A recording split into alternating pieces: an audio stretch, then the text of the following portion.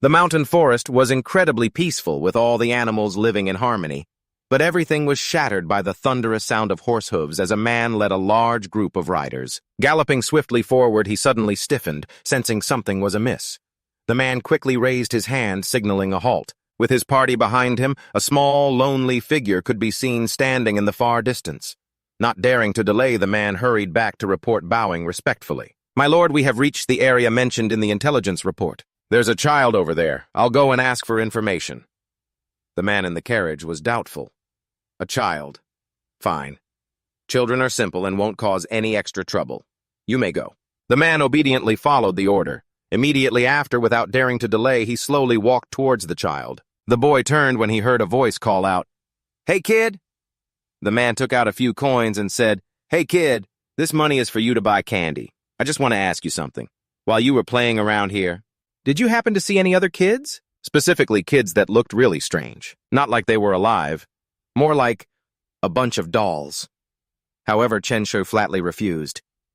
"My grandpa told me not to take things from strangers." The man didn't give up. He continued, "My name is Fang He. We were strangers, but now that you know my name, we're not strangers anymore. This is a fee for your help, so it doesn't count as taking something from a stranger, right?" Hearing this, Chen Xi snatched the few coins from Fang He's hand without a second thought, leaving even Fang He bewildered. The boy brought the silver to his mouth to test its authenticity. "Big brother, are the kids you are talking about less than a meter tall, and do they appear in groups?" Hearing Chen Xi's description, Fang He instantly became agitated and exclaimed, "Yes, yes!" He excitedly turned back to report, "My lord, the things are really here." The space ahead remained silent without a single stir. However, a second later, a black shadow flashed by at an incredible speed. In the blink of an eye, a figure appeared right behind Chen Xi. The person's voice rang out cold and clear. "Little brother." She then spoke reassuringly when she saw the pale expression on Chen Xi's face. "Don't be afraid. We're from out of town. We're not bad people." Zhao quickly asked, "Little brother, have you seen those dolls? Where are they?" For a moment, Chen Xi was captivated by her beauty. He was so mesmerized, he was dazed, his voice stuttering, Big sister, you're so beautiful. More beautiful than Zhou Yutai." Hearing these words, Zhao heart bloomed with joy. This kid really knows how to talk. But that name, Zhou Yutai, it doesn't sound like a girl's name. She leaned down and continued gently, "Then can you lead me to find those dolls, okay?" Chen Xi obediently nodded in agreement. However, not even Zhao knew what was lurking behind her. A person was hanging from a large tree branch behind them, but it seemed no one could see this. Yutai leaned down, a cunning smile on his face. "Little Xi, you're comparing me Zhou Yutai to her. Are you trying to say she's ugly?" "They are the brocade guard, the attack dogs of the noble clans. Their money is what you'd call blood money. Take it and be careful you don't lose your life." Noticing Chen Xi had been quiet for a while, Zhao puzzled, called out again, "Little brother." He snapped back to his senses and replied, "Okay, I know." Zhao immediately gave the order, "Take the child with us. We're moving out." Fang He bowed his head respectfully, and just like that, they rode off. They still hadn't noticed Yutai's presence. At that moment, he couldn't help but worry. "Little Xi, I hope you can handle them." Time passed. In the lush, overgrown forest, Chen Xi suddenly spoke up. "Big sister, I'm a little hungry. My grandpa is waiting for me at home to eat. Can I go home for a meal first and then lead you?" Far from being angry, Zhao laughed cheerfully. "I have jerky made from spirit beasts and exotic herbs. It's definitely tastier than the food at your house. Here, have a taste." She tenderly patted Chen Xi's head and asked, "Little brother, we still don't know your name or where you live." Chewing enthusiastically, he replied, "My name is Chen Xi. Chen for sincere and Xi for honest. I live in Huangba village. Because I never lie, everyone calls me Little Honest." Before walking on, Chen Xi politely waved and said, "I'll go up ahead and lead the way. Thanks for the meat, sister." Fang He noticed something and whispered, "My lady, this child." Zhao nodded slightly in understanding. "I noticed it too. He's a cultivator." Zhao looked at Chen Xi, thinking to herself, "I never expected to meet such a genius in this backwater place. To reach the spirit embryo realm at only around 10 years old. If he were to seek a title, he would surely shock the world." Suddenly, she had a shocking realization. "Fang He." He immediately nodded in confirmation. "That's right. You're not mistaken. Fang He voiced the thought in his mind. There is no spirit embryo in this child's spirit abode. Zhao Er was very confused. How can that be? Fang He immediately explained, My lady, your noble birth means you are unaware of the wickedness in the world. As the saying goes, a commoner's treasure invites his ruin. This child must have been discovered by a prominent clan who ordered an expert to steal his spirit embryo. And transplant it into one of their own disciples. Without a spirit embryo, all his true chi is like wood, without roots, a river without a source. The spiritual power contained in a spirit talisman is causing his spirit abode to reappear.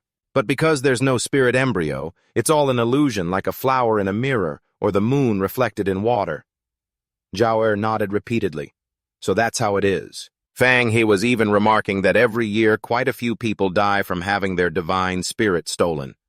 For this child to have been pried open and still be alive, it's a miracle. But Chen Xi's divine spirit vanished right after. This didn't surprise Zhao Er. The divine essence has faded just as I thought. In that case last year, Magistrate Li's son from Rushui County, Li Xiaoding, a good-for-nothing who only knew how to fool around somehow, became the top scholar in the provincial exams. It must be. Fang He nodded in agreement. It's highly likely. Zhao Er sighed in frustration. The Li family is a powerful clan. Whatever methods their young master used, to become a Jurin has nothing to do with us. She suddenly had another idea. But if this little brother is going to live such a hard life, I might as well help him out. Zhao Er gave a wicked smile. This child is quite pitiful too. Let's give him a quick end so he doesn't suffer. Get rid of that village head Huang Ba and his man Zhang too. That way no information gets out and no one can say our Zhao family found the true king's tomb and didn't share it. Chen Xi walked ahead, only sighing in frustration. He recalled his earlier conversation with Yu Kai. Master, you said, whoever starts trouble with me will have no descendants. What does that mean?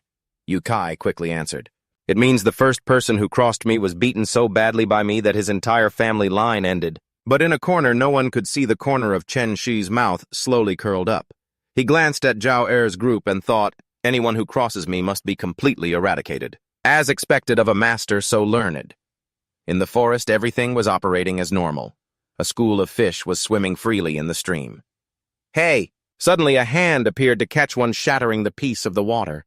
It turned out some children were playing happily in this stream. However, nearby there was a suspicious noise from behind a large rock. Zhao Er's group was peeking out, hiding and waiting for the right moment.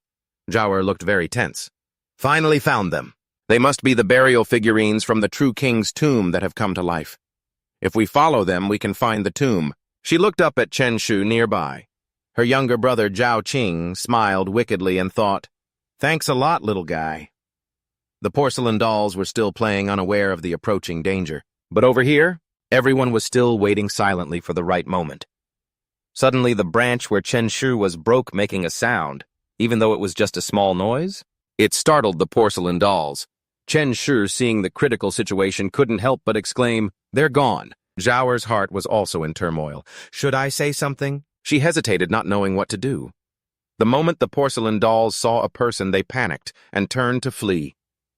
Seeing the little things react like that, Zhao Er was furious. Am I that scary? She didn't hesitate any longer and immediately rushed out after them. Follow them.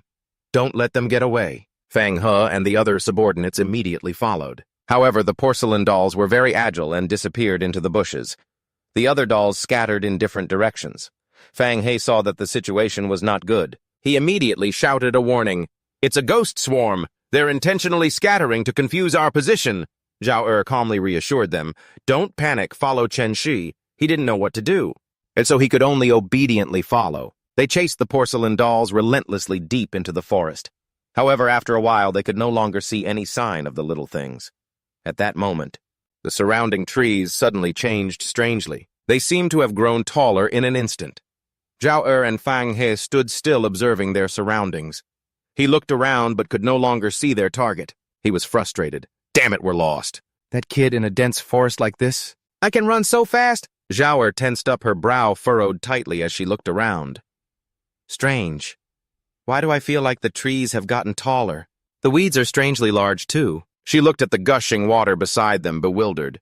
Since when did this stream feel like a river? But a second later, Zhao Er's eyes widened, her face filled with shock. No, wait! When she voiced her thought, everyone was stunned. It's not that the trees and grass got bigger, it's that we've shrunk. Before they could recover from the shock, a blood-curdling scream suddenly rang out. A team member clutched his severed leg, crying out in pain, My leg! Zhao Er quickly noticed something was wrong. What's happening? There's no blood. The wound looks like porcelain. Fang He's expression also turned grim as he looked at Zhao Er. My lady, you... She felt something, and looked down at her own hands. How did I turn into porcelain? Panicked screams rang out from within our group. He's turned into porcelain too. There's something wrong with this forest. Get out of here. Zhao Er was the calmest one and made a guess. This is a ghost god's domain. Everyone don't panic. Follow my command. Hearing her words, Fang He quickly added, In a ghost god's domain, even the greatest divine powers are useless, just like that repeating day of Jen Huixing's. Just like at the South Gate, then. That kid is clearly doing this on purpose. However, Zhao Er had another thought. The rules of a ghost god's domain might not be the same for everyone. He's porcelain now. Follow the direction Chen Xi went earlier. Run. Everyone obeyed the command, shouting in unison as the rustling of leaves echoed through the quiet, dark night. Before them was a series of neatly arranged houses. Zhao Er observed carefully and concluded, There's another ghost god's domain here. We've come to the right place. This must be the legendary True King's tomb. However, at that moment, a familiar voice rang out, shocking her. Big sis, how did you all follow me here? It turned out that the person was Chen Xi, which explained Zhao Er's reaction. Chen Xi continuously waved them over. The lair of those porcelain dolls is here. Hurry over here. Fang He whispered to Zhao Er, just as you thought he's turned into a porcelain doll too. Zhao Er couldn't give up that easily. This kid has obviously been here before. He must know a way to turn from a porcelain doll back into a person. Follow him, and we'll seize the chance to capture him. An unknown amount of time passed as the steady sound of footsteps echoed with Zhao Er's group following behind Chen Xi. Zhao Er remained extremely vigilant. This isn't right. This isn't the True King's tomb. This is a kiln for firing porcelain. What did that kid bring us here for? Just then one of her men spotted a group of porcelain dolls hiding in a corner. Milady, I found them. The little kids, their faces pale with fear, were waving their hands frantically to signal him, but the guard was still smiling happily, unaware of the danger approaching from behind. These little guys are scared of us. Before he could finish his sentence, he was crushed by a giant hand.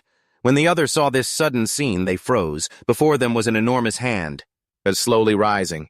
The entire area was enveloped in thick white dust, obscuring everything. A massive monster appeared before them. Zhao Er was so terrified, her whole body trembled. Run! As soon as they saw it, the group immediately fled for their lives. Run! However, the monster quickly reached out its hand, targeting two of the guards, effortlessly. They struggled ceaselessly, hoping to escape. Help! Help me! But the monster showed no hesitation as it tore them in half. At that moment, as Zhao Er ran to a corner, she saw a small porcelain doll waving its hands at her continuously. However, behind her, another person was caught by the monster. Zhao Er cried out in pain, Fang He! He could now only scream helplessly, Milady! But in the darkness, the little porcelain doll urged Zhao Er to be quiet. Outside, horrific screams echoed endlessly. Help me! Hiding in a safe place! Zhao Er was in shock. Why? Why is this happening? However, it wasn't long before the monster noticed the cave where Zhao Er was hiding. She trembled, not daring to breathe loudly, terrified of being discovered. Fortunately, after a while, it left. Only then could Zhao Er breathe a sigh of relief. She and the group of porcelain dolls took this chance to escape the cave. Just then, the porcelain dolls that had been captured were all brought to a nearby kiln. They were thrown into the blazing fire just like that. Horrific screams rang out as the porcelain on their bodies was continuously melted. Seeing this, Zhao Er couldn't help but burn with rage. Damn it, she cursed inwardly. She gritted her teeth, screaming in her mind. To think that I Dong Liu of the Zhao family from Xinhuang would die in this backwater place. Just then, a porcelain doll approached her. Miss, were you also lured here by that monster from Huangba village? Zhao Er quickly asked for confirmation. The person you're talking about? Is it that little brat Chen Xi? In truth, she was still very puzzled. I can understand the language of porcelain dolls. Hearing Zhao Er's words, they roared in anger. Chen Xi, that two-faced monkey is rotten to the core. That shameless villain. We also came here looking for treasure, but he tricked us into coming here. And this is how we ended up. Just then another porcelain doll came out trembling slowly. There are other victims. Us. That little demon tricked us into coming here and turned us into porcelain. For 2 years now, more and more people have fallen into his trap. We all fell to his evil hands. Over these 2 years, our appearance changed from looking almost like you do now to our current state as porcelain dolls. We don't even know if we can ever change back. Only then did Zhao Er understand the situation. So they also came looking for the true king's tomb, and just like me, they were tricked into coming here. On the contrary, the kid walks around freely. He must know how to turn back into a human. I have to act fast. I can't end up as a porcelain doll. Li Xian was a bit surprised when he recognized Zhao Er. You're Miss Zhao Er of the Zhao family from Xinhuang province. She looked at the person before her, confused. And you are? Li Xian immediately introduced himself. I am Li Xian of Xuanzhou, Miss Zhao Er. We met last year. After that, several other porcelain dolls introduced themselves one by one. I am Xia Qinghe of Danjiang. It's a pleasure to meet you, Miss Zhao Er. This little lady is Lin Fei Shuang. A pleasure to meet you, Miss Zhao Er. I am Yu Dahua of Qingqi. A pleasure to meet you, Miss Zhao Er. I am Long Gang of Xinhuang. A pleasure to meet you, Miss Zhao Er. Hearing their identities, Zhao Er frowned deeply, thinking to herself. Xia Qinghe is at the golden core stage. These are all powerful experts. Model, even my Zhao family has to treat them with respect. Yet we all fell for that little brat's trap. What a shameless, wicked scoundrel. The crackling of the fire was incessant, yet the nearby porcelain vases suddenly began to shake violently. However, the giant still didn't seem to have noticed. From a small, inconspicuous porcelain vase in the back, Chen Xi had already crawled out. He took the opportunity while no one had noticed and immediately made a run for it. Just like that, Chen Xi escaped safely. From a safe distance, he watched the kiln and sighed. These people from the big cities. They come here looking for treasure, so why do they always have to kill everyone to silence them? Everyone who shows up wants to take my life. Master Gao's teachings were right after all. Before this, Chen Xi had asked Scholar Zhou Yokai what the master meant when he said, "If they have come, then let your heart be at ease." How is that supposed to be interpreted? He replied instantly. The master's meaning is that if the enemy has already arrived, then there's no need for them to leave, just bury them here. We scholars really need to learn more from the master on that point. Chen Xi arrived at a very strange place. Even though it was only 2 to 3 miles from the kiln, an outsider could never find it without a guide. He slid down with great skill, and in no time Chen Xi landed safely. However, at that moment his eyes shot open as if something had utterly shocked him. It's gone. Chen Xi checked again very carefully before letting out a sigh of relief. Phew, thank goodness. As long as it's not broken. As he walked, Chen Xi reminded himself, I'm as fragile as they come right now. One careless move and I'll be pulverized. And so he pressed onward. Suddenly a wave of discomfort washed over him, forcing Chen Xi to stop in his tracks. He tried his best to suppress the feeling. But by borrowing the stronger spiritual domain from King Chen's tomb, he continued to stagger forward. It was incredibly difficult, but Chen Xi fought through it to the very end. He reached out, trying to touch a stream of green energy. The energy quickly vanished, but Chen Xi could feel a distinct change in his body. It could suppress the kiln's effects and heal his body. After a moment, his recovery was complete. Chen Xi gazed out at the vast space. Amidst the giant stone statues before him, his eyes scanned the area and quickly found what he was looking for, this stone stele. Chen Xi took out the piece of dried meat that Zhao Er's group had given him earlier, remarking to himself, "This dried spirit meat, I can still use it." He popped it into his mouth and chewed with relish. "Help me get in deeper so I can see clearly." Full of fighting spirit, Chen Xi stepped inside, but he immediately ran into trouble. The pressure from the tomb's barrier was immense, draining his strength with every step. But before long, a voice boomed out, stopping him. "Halt! Do not take another step forward!" The voice didn't forget to add a warning. If the demon god domain is activated, not even your grandfather himself could save you. Chen Xi finally understood. So that's it. He began to chant silently in his mind, sunlight, moonlight, starlight. Sun, moon, stars, may the three lights gather righteous energy. Yang Zhao stepped out heavily and said, "That's enough." He warned once more, "Don't be too greedy. Go back. I and your grandfather had a connection once. I don't want to see you die in here. Besides, night is about to fall." Chen Xi listened to these words utterly bewildered. Yang Zhao sternly lectured him, "It's dangerous after dark. When that time comes, you won't be able to leave even if you want to." Chen Xi obediently bowed his head. "Thank you, Uncle Goathorn." He actually turned to leave as Yang Zhao had told him. As he walked away, Chen Xi glanced back over his shoulder. Before long, he had returned to the entrance. Even so, Chen Xi's heart was still filled with regret. "It's a shame. I didn't get to finish reading the cultivation method on the stele. I want to be like the other kids. To study and cultivate to take the district and provincial exams to become a great scholar." Chen Xi had only one wish. "I don't want to be useless, but I want to make Grandpa proud of me." He looked at the sky outside and noted, "The sky is getting redder and redder." A face appeared in the clouds as if reminding him that the sun was setting. He didn't have time to think. He just ran as fast as he could. "I have to get home now. If I run into any evil spirits, I'm toast." Meanwhile, one of the guards asked Yang Zhao, "Brother Yang Zhao, why did you let that human boy go?" Yang Zhao clenched his fists. "You think I didn't want to crush him? If not for that hard-to-deal-with grandfather of his, that old geezer barged into our King Zhen's tomb back in the day. We trapped him for 9 days and 9 nights, and in the end he still managed to place a secret water and fire refining technique among the burial goods." Just then another lion-like creature asked, "Could it be because he's about to die?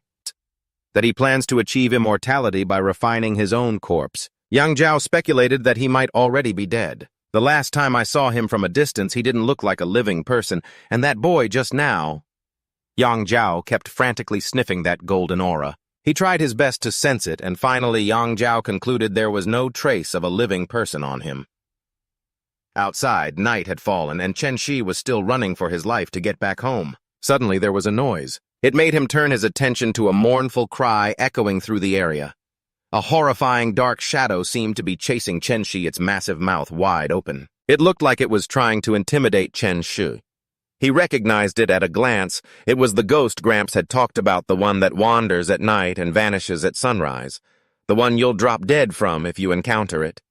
It was exactly as he described. The ghost quickly launched its attack. At that moment, Chen Xi, remembering he still had the last piece of spiritual jerky in his mouth, couldn't hold back any longer and began to unleash his spiritual power. A perfect time to test the technique from the stone tablet, the three lights righteous chi art. Chen Xi let out a cunning smile.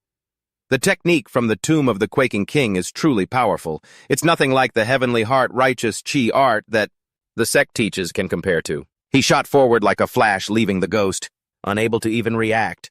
Chen Xi ran forward with all his might, thinking to himself as he ran, "With the three lights, even if I can only draw upon the faintest starlight, and it still has such a miraculous effect. This technique is amazing." Chen Xi was overjoyed as he saw the lights of his house up ahead. Almost there. However, right at that moment, his spiritual power ran out. The effect was gone. Crap.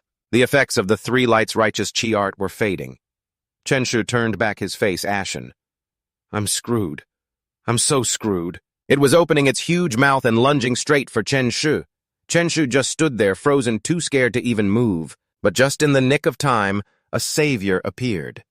Chen Xi cried out in joy, "Yandu." Yandu spoke coldly. "You should go home and drink your medicine." Chen Xi obediently turned and left. Got it. However, he couldn't help but feel suspicious. This is strange. Lately, Gramps has had this rotten meat smell on him, but it's a little different from the usual rotten meat smell. The two of them, grandfather and grandson, just went inside. Seeing this, the ghost became furious. It was about to charge at them, but it never expected a dark shadow to suddenly appear and land a vicious blow on it. The ghost could only cry out in pain. As soon as he got home, Chen Xi gulped down the medicine. He wiped his mouth and thought to himself, "I guess that's dinner for me." Chen Xi couldn't take it anymore and yelled at the clay pot that was continuously adding firewood to the bathtub. "Hey, stop! If you keep going, you're going to cook me alive." Hearing this, it gave a sinister grin. Not only did the pot not stop, but it continued to add more firewood making. Chen Xi yelped, "Ah, it's hot, I'm dying." So hot I'm dying. The water in the tub was now scorching hot. As Chen Xi soaked, he pondered, Gramps said I was in a coma for a very long time. He was always by my side using all kinds of spiritual medicines to keep me alive. Even so, I can't remember anything before I was 9. He touched the scar on the back of his neck, thinking, this scar. This child had his skull operated on and somehow survived. It's a miracle. This child must have been discovered by a prestigious clan who ordered their experts to steal his divine embryo and implant it into one of their own disciples. Chen Xi had heard Chen'er say this before. Speaking of which, Li Xuancheng's son from Shui Niu County, Li Xiaoding. Last year he was a good-for-nothing degenerate, but then he somehow won first place in the provincial exam. It must be. From that he could make a guess. So that's it. My divine embryo was stolen. Chen Xi angrily clenched his fists. It's all that bastard Li Xiaoding's fault. Stealing my divine embryo was one thing, but he also caused me to drink medicine like water every day for 2 years to befriend poisons like snakes and scorpions. He angrily punched the surface of the water, sending it splashing everywhere. I'll make that son of a bitch taste this suffering too. The nearby clay pot got drenched by the splash, but Chen Xi refused to accept his fate. This also means I wasn't born a waste I can cultivate too. I can also become a favored child of the gods, a prodigy of the heavens. But Chen Xi still felt something was strange. But the back of my head is already healed. So why does Gramps still make me soak in this medicinal bath every day? Just then a green light suddenly appeared, startling the clay pot. Even Chen Xi's eyes went wide with shock. He had sensed Yandu's presence. Gramps has entered the room. When did he start becoming so strange? I don't remember anymore. I only remember that Gramps used to have a human smell. My little Shire, it's wonderful. The secret technique is working. Right now, Yandu's eyes were bloodshot and looked incredibly terrifying. No. Even the clay pot was so scared it didn't dare make a sound. But after a moment, he let out a soft sigh of relief. Tranthuk realized that Diendo had disappeared, and the body that had been tensed up could finally relax. But then Tranthuk's whole body curled up. He couldn't stop trembling as the pain returned. It was the most unbearable part. The water in the tub was still bubbling furiously. Tranthuk tried to suppress the discomfort spreading throughout his body, his organs feeling like they were on fire. A moment later, his screams echoed through the house. Finally, Tranthuk got dressed and came out. He let out a long sigh as if a great burden had been lifted. It was finally over. In the distance, Diendo was talking. Ah, Duong, when are you coming back? Little Xi is still young and needs someone to take care of him. You should bring him into the city. Tranthuk wasn't surprised by this scene at all. Lately, his grandfather had been constantly contacting his father using a 1,000-mile yin talisman. Diendo's voice continued on, steady and low. I know life in the city isn't easy, but he's your son after all. Even if you don't acknowledge him, he's still your son. But at the mention of his father, a look of disgust appeared on Tranthuk's face. I've never met him since I lost my memory. Not even once. Who needs a father anyway? Diendo's voice was full of helplessness. Ah, Duong, I'm old now. I don't have much longer to live. That night, with a lifeless look in his eyes, Diendo walked to the altar. He gripped the 2 candles on it and then violently bit into them. A crunching sound echoed as Diendo cried out as if he were inhaling something. Diendo kept muttering, not full, still so hungry. His gaze now fell upon Tranthuk, who was nearby. So fragrant, so fragrant. Tranthuk seemed to have noticed this as well. He frowned, deeply unsettled. Diendo got closer and closer, his eyes filled with a desperate hunger. It smells so good. I'm starving to death. However, at that moment, the window was thrown open, catching the old man's attention. Diendo immediately rushed out to see what was happening. Tranthuk was now lying curled up, thinking, Grandpa, he must be sick. It's not that he wants to kill me.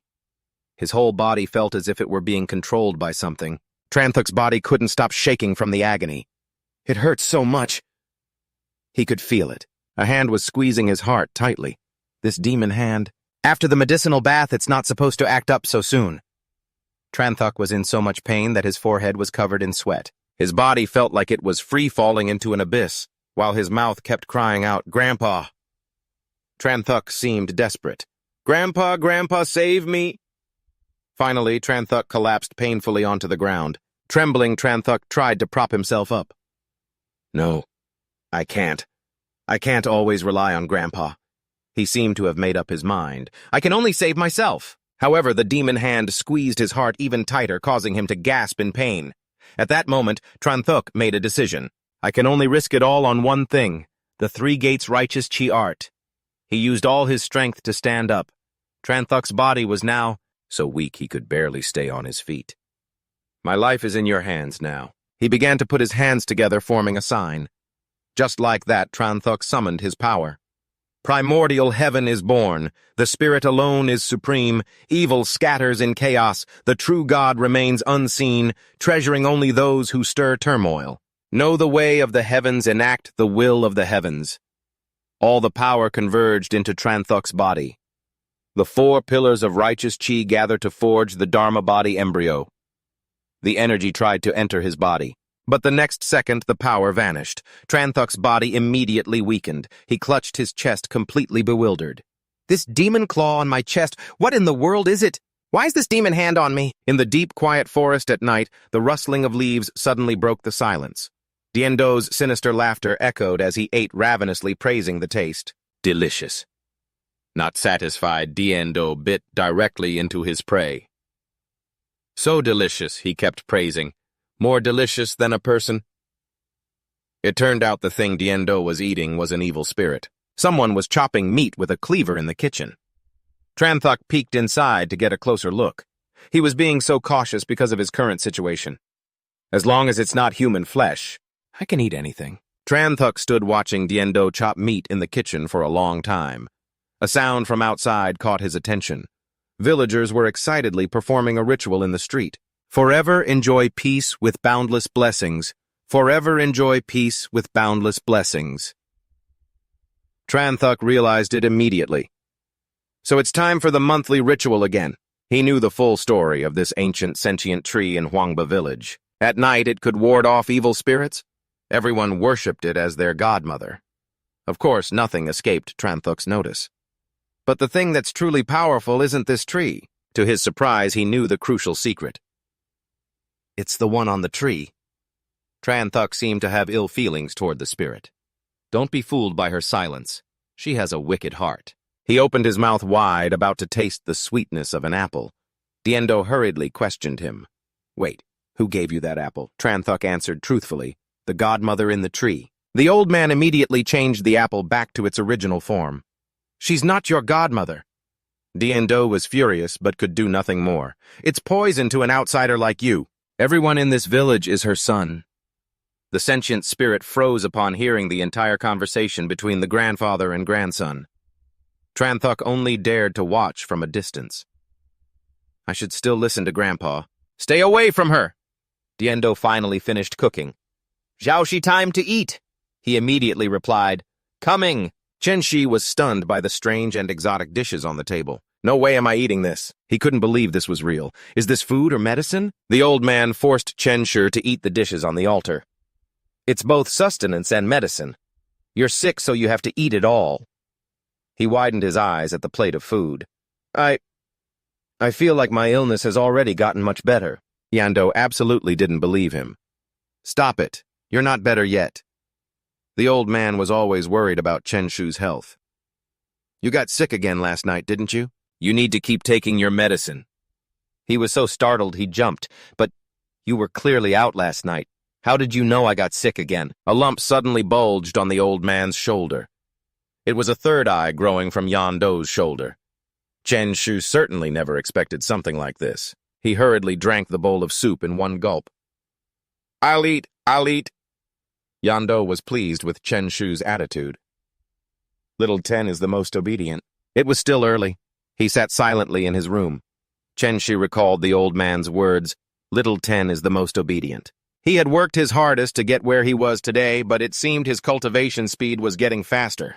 The Three Lights Righteous Chi art says to channel the Three Lights Righteous Chi, but I'd already planned this out long ago. I don't have a divine embryo, so I can't condense true Chi. I can only forge my body into a sacred embryo. He was confident in his abilities. This way I don't need dried spirit meat to go deep into the true king's tomb and see the complete Stele inscription. In the sky there was only the light of the full moon, shining in the night. Early in the morning, Chen Xi carried a wooden crate outside. Yando didn't forget to remind him, Tie it down a bit tighter. Don't let it wobble and fall off on the road. Chen Xi watched intently as the old man drew on the wheel. This is an armor horse talisman. It can make the cart go faster. He was no longer as interested in watching talismans being drawn. The black dog's blood smells too foul. Of course, Chen Xi couldn't bear to harm the family pet. The effect of fresh black dog's blood is the best. Its yang qi is the most potent. To avoid wasting blood, just make one cut on the black dog's neck. Hearing his intention, the dog was completely shocked. Yando held a compass in his hand. The old man carefully watched the needle which pointed the way for him. The cart, now enchanted with the talisman, quickly set off.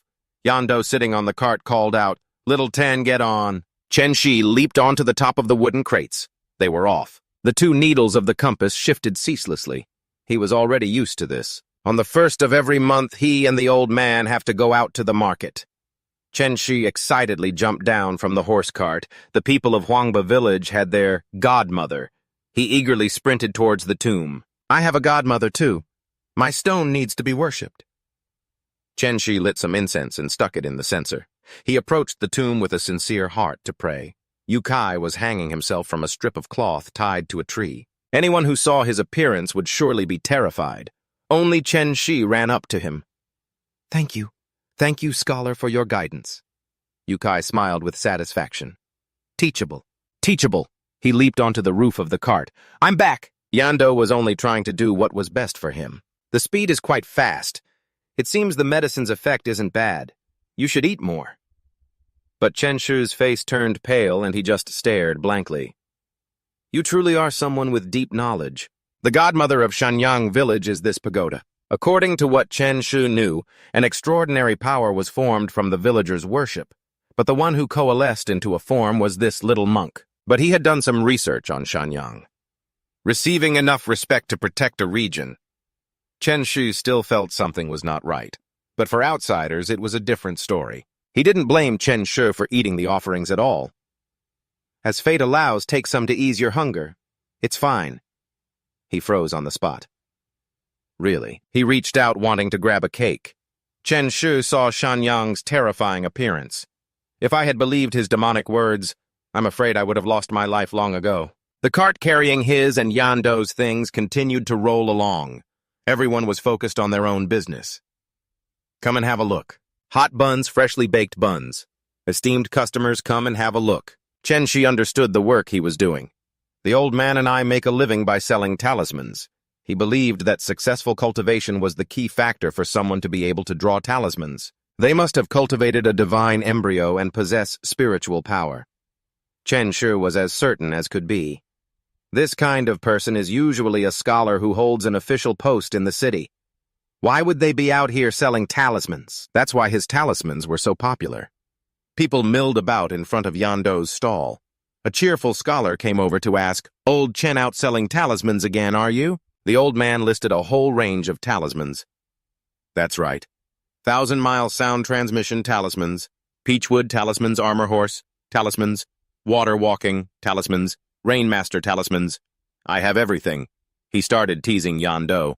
"I haven't seen you these past few days. I thought you'd gone off to take the exams and become a scholar." Chen Xi stood to the side, thinking to himself, if everyone went to take the exams, who would be left to sell you people talismans? It seemed the scholar's jokes were getting more and more out of hand. "Old Chen, why did I hear that you died?" Of course, the old man was no pushover. The two scholars froze stiff the moment they saw it for some reason, but then Yando laughed heartily along with the two of them. However, the one in purple, getting his information from who knows where, said, "I heard from someone in your village that at night you, fumble around in your own coffin."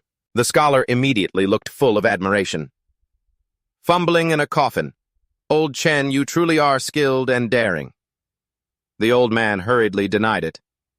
"What nonsense is that? Don't talk rubbish." The sound carried all the way to Chen Xi. I see.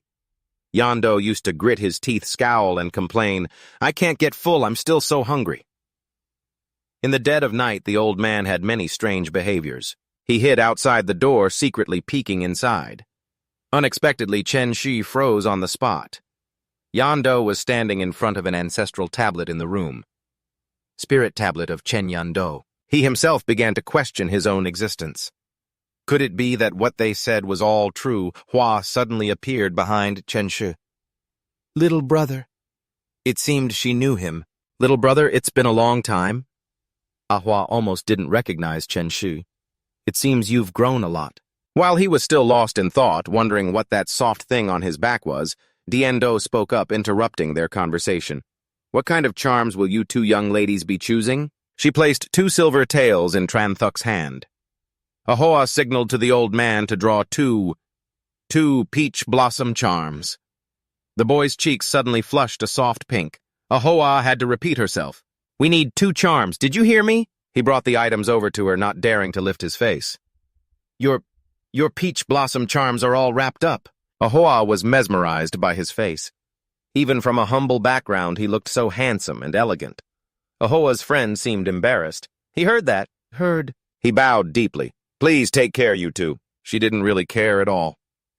So what if he heard? In truth, Tran Thuk was thrilled to be complimented by a girl. He called out once more before they left. "Sir, I need to use the bathroom." Diendo immediately gave an order. "Hand them over." Tran Thuk pretended not to know what was happening. Hand what over?" The old man knew exactly what he was missing, the peach blossom charms. The boy obediently handed them back to Diendo. "You're not a child anymore. That means I can use the peach blossom charm now, right?" Diendo refused to allow it, and for good reason. "You're still young. When you were taking your medicinal bath, I examined you. You need to grow for another 2 years. Tran Thuk didn't know what to say. The old man was always so evasive, and then there was this illness Tran Thuk had been wondering about for so long. "Yes, but what illness do I actually have?" He was disappointed time and time again, but the old man never answered. Tran Thuk sat on the cart eating potatoes for the entire journey. Something caught his attention. Tran Thuk spotted Diendo sitting up front holding 3 incense sticks. He didn't know where some scholar had heard it from. But he started spouting nonsense. "How should I put this? I heard that you were dead." He had only one wish, that the old man wouldn't die. "No, I don't want you to die." The old man waved his hand, calling Tran Thuk to his side. "Come over here." He jumped over to Diendo's side in a single bound. The old man gently patted Tran Thuk's head to comfort him. "Who is there that doesn't die?" "You foolish boy!" He suddenly felt a lump in his throat and couldn't speak anymore. Diendo had just learned of a tragic event. Take this village, for instance. It was invaded by foreigners. They were all killed. The old man explained the specific situation. It's because its foster mother died. The village lost its protection. If even the foster mother can die, what chance did the people have? Tran Thuk couldn't help but wonder. After you die, will you become the village's foster mother? You don't have to worry so much. Then you can come visit your old man every day. Diendo sounded sad. After I die, I'll probably be dragged away by the power of the netherworld and fall into the land of shadows. Just then, Tran Thuk accidentally witnessed a strange sight. Those beings from the netherworld were chatting cheerfully with each other. He couldn't understand that netherworld power at all. Why doesn't it drag them into the land of shadows? Diendo slowly began to answer. Because of something I did that was disrespectful to the gods and spirits. The sun's rays shone down, illuminating the clear blue stream. The two of them, grandfather and grandson, had arrived at Phuong Dien village. The boy felt something was incredibly strange. The foster mother wasn't in the tree. Phuong Dien was sitting at the base of the tree. Tran Thuk could state with certainty, so she's here protecting this place. It looks like the people of this village are still alive. As he was helping Diendo unload goods from the cart, people began to scatter in panic to both sides of the road. The 6-fan gate is here. Quick hide.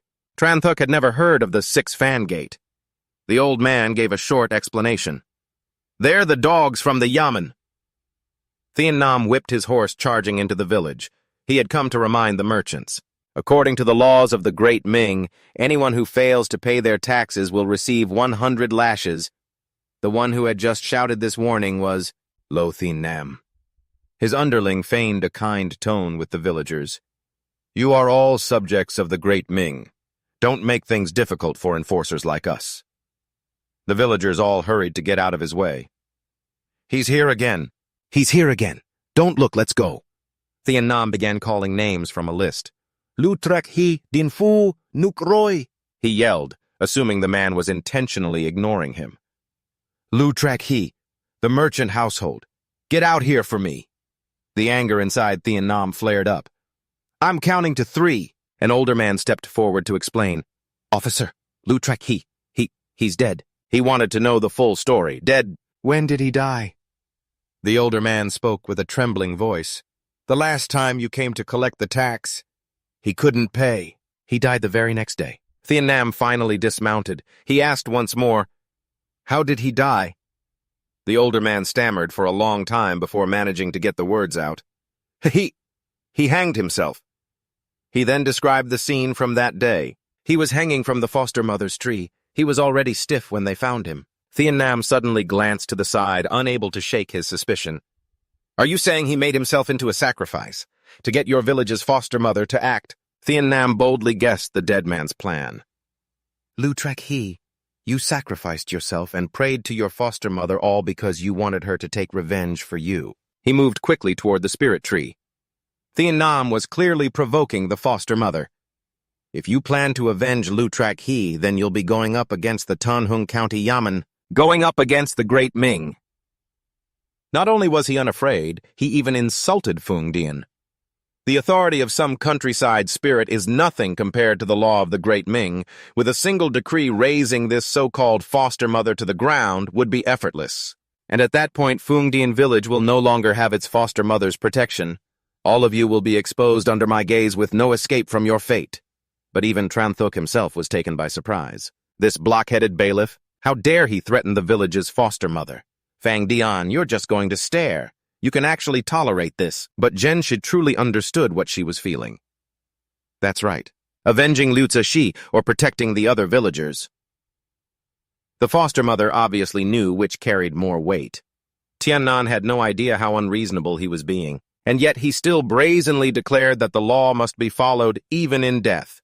He's targeting Zexi's relatives, but who else is even left in his family? The uncle explained his tragic circumstances in detail. He sold his daughter and his son drowned. After he died, his wife went mad. One day she just danced and sang her way out of the village and she has never returned. She's probably dead by now. Tiannan quickly made a decision. Liu Zexi's assets would be confiscated. He ordered the bailiffs to kick down Zexi's door to search the place. One of them quickly pinched his nose shut. How much is this stuff even worth? This peasant was dirt poor. The bearded man worried that if he didn't collect enough taxes, he'd have to pay the difference himself. Suddenly someone shouted defiantly, by what right? Why not just have the villagers split the cost? The villagers all gathered in front of Zexi's house, approaching warily as the tension mounted. Tiannan cleared his throat smugly and asked, What's this? Are you trying to rebel? The enraged villagers had brought crude weapons to defend themselves. But he was completely confident in his subordinates' abilities. These brothers of mine are all scholars who have passed the county examinations. Tiannan loudly announced their status. They have been blessed by a true God and have cultivated a divine body. He was an expert at manipulating people. You can't defeat us, so why commit such a crime?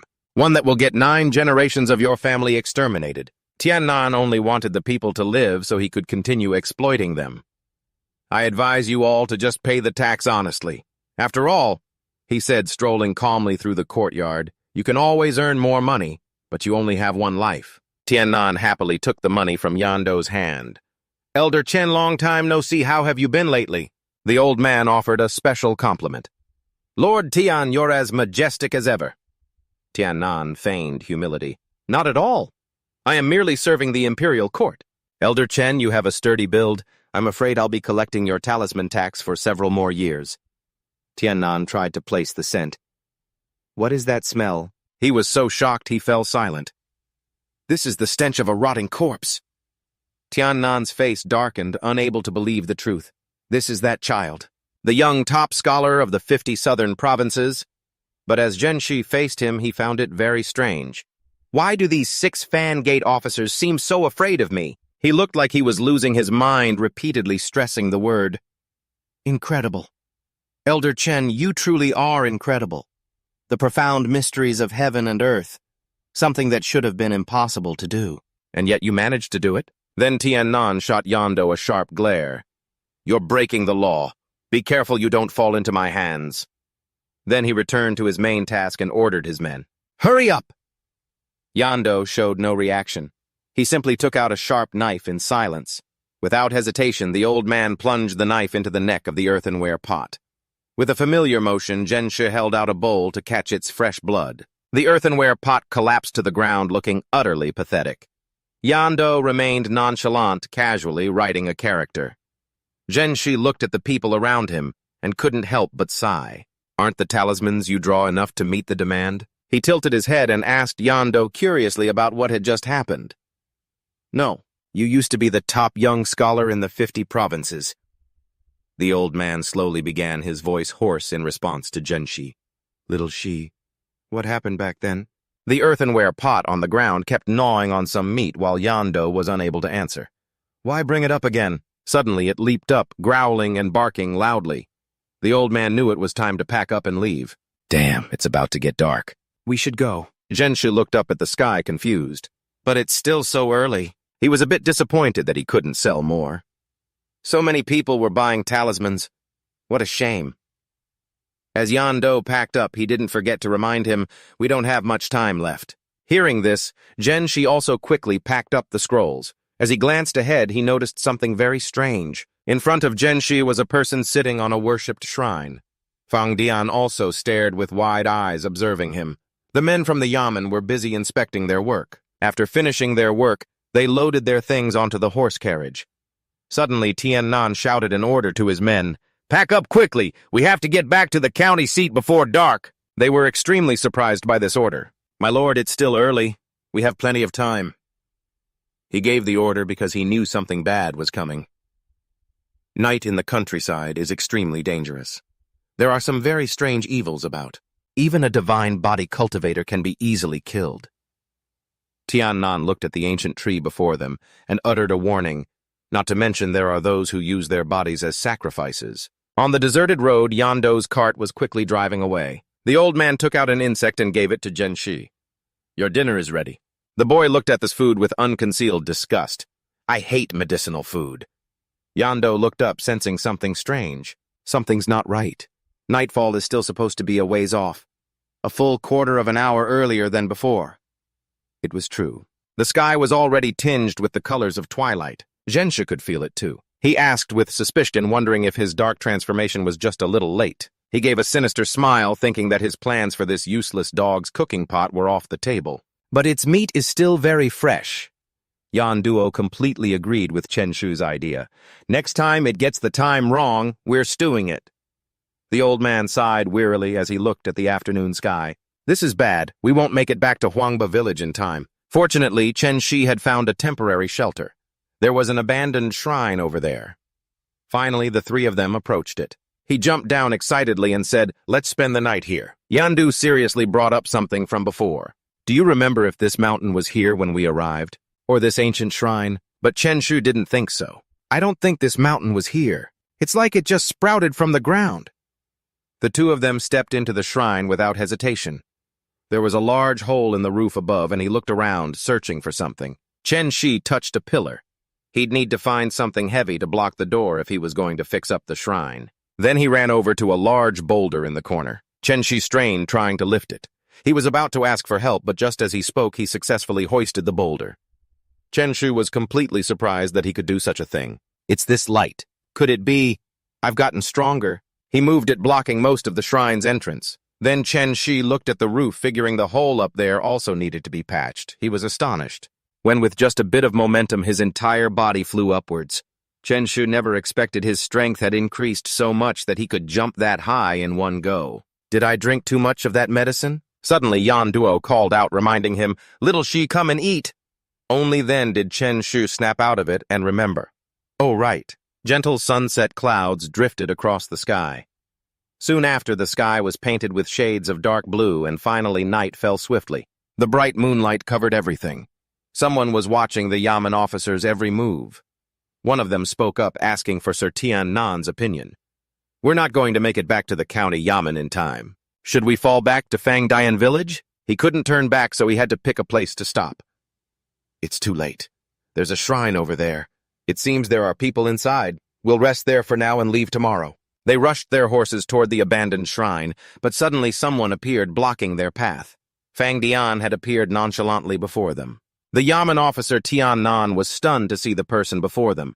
They were only a short distance away. Fang Dian was casually eating a sweet fruit. Then where Tian Nan's group stood, a series of sharp spikes erupted from the ground, impaling them. The attack was on. Those bizarre spikes pierced straight through his stomach, pinning him high in the air. Tian Nan coughed up blood, unable to comprehend the situation. He stared at Fang Dian in terror, unable to believe his eyes. What kind of terrifying power is this? She landed lightly on the spike, holding Tian Nan.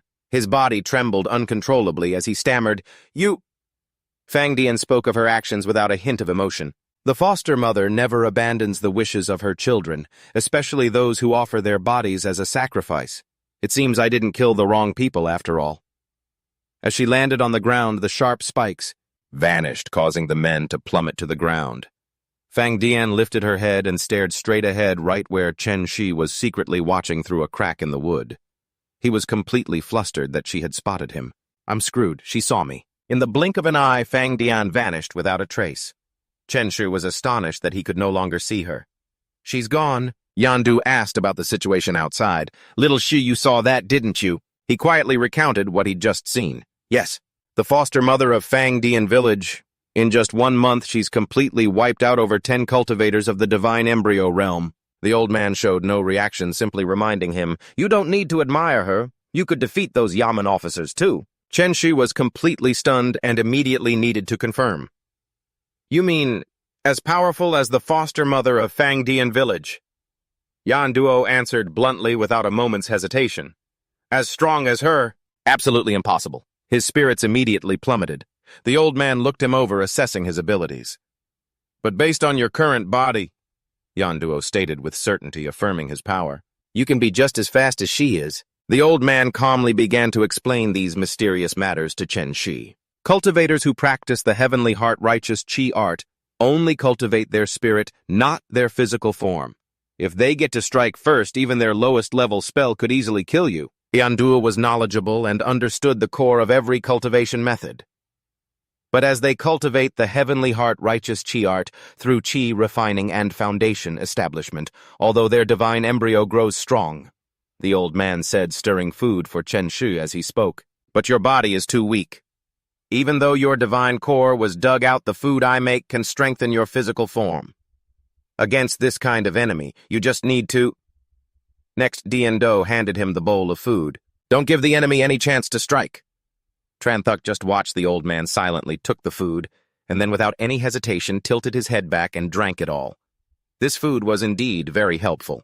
In his heart, Tran Thuc couldn't stop thinking about this problem. But you probably don't know that my body is getting stronger because I'm practicing the Three Lights Righteous Qi art. Right after drinking, he put the bowl aside. I don't have a divine core. Even if I cultivated magical power, it would just dissipate. I might as well use all my energy to temper my body. Finally, Tran Thuc sat down seriously to train. This way, his potential could reach twice the normal cultivation speed. The moonlight shone down into the temple through the hole in the ceiling. The sound of boiling water echoed in the silent space. The clay pot suddenly woke up and glanced towards Dian Do.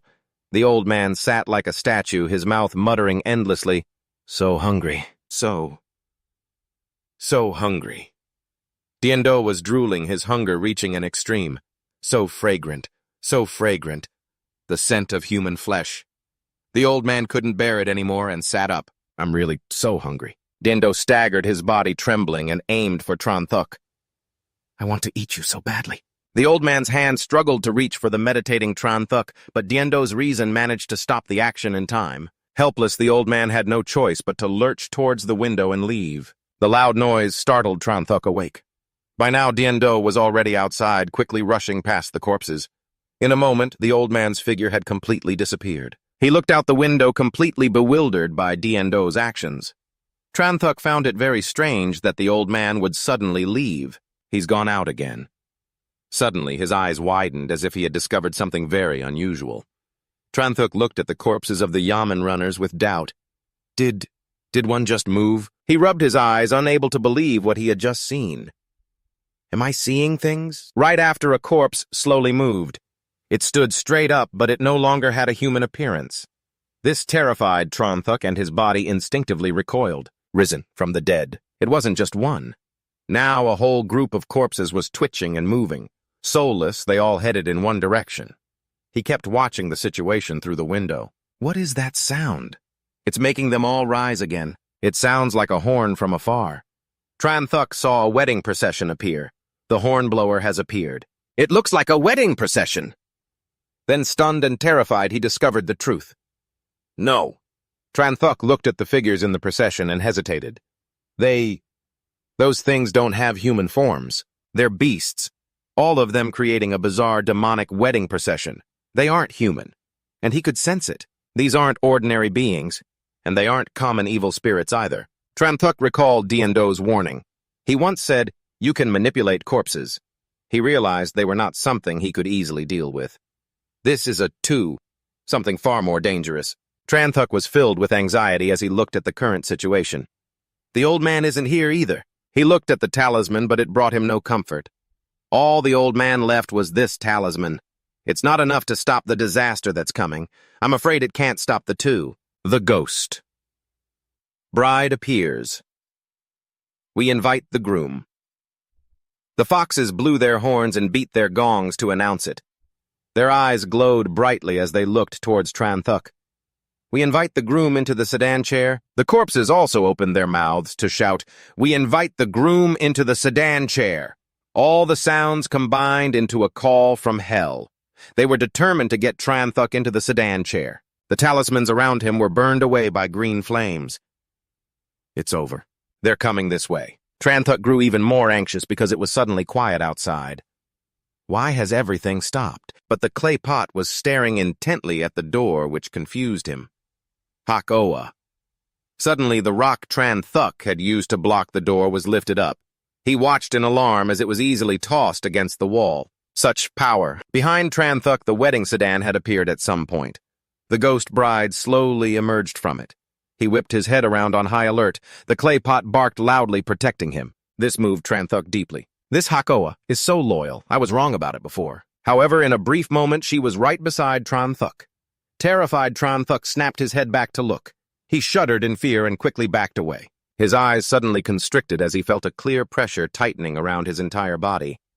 The wedding sedan gently lowered to the ground, and from within a strange rocking motion began. Tronthuk looked around in a daze. He froze, his mouth stammering. Could this be? His eyes bulged with absolute terror. He saw Hak-Oa outside looking panicked.